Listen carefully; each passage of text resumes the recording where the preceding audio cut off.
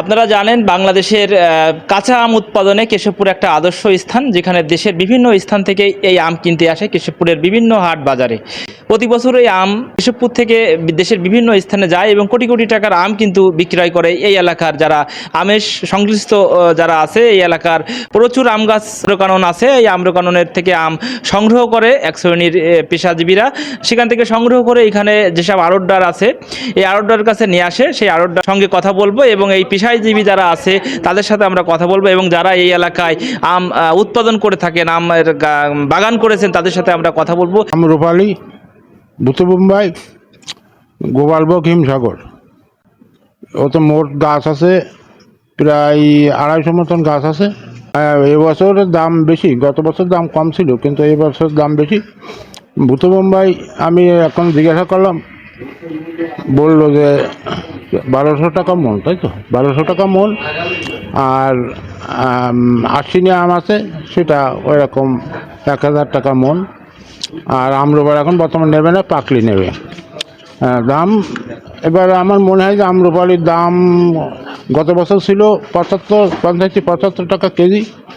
এবার আমাদের ধারণা তাতে 150 টাকা কেজি হবে।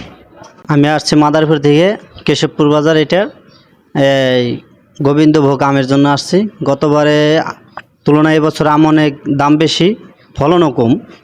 গতবার ছিল 1400, 1500, 2000 টাকা মাথায়, আর এবছর 2200, 2500, 3000 এভাবে চলতে আছে বর্তমান বাজার দর। আম কি পাচ্ছেন? আম এখনও আমের জন্য এখানে অপেক্ষা করতে আছি, এখনও পারছি না। আমাদের এই আমের কাজ সিজনালি 10 থেকে 15 জন আমরা কাজ করি এখানে। প্রত্যেকের প্রতিদিন ইনকাম 1000 থেকে 1200 টাকা।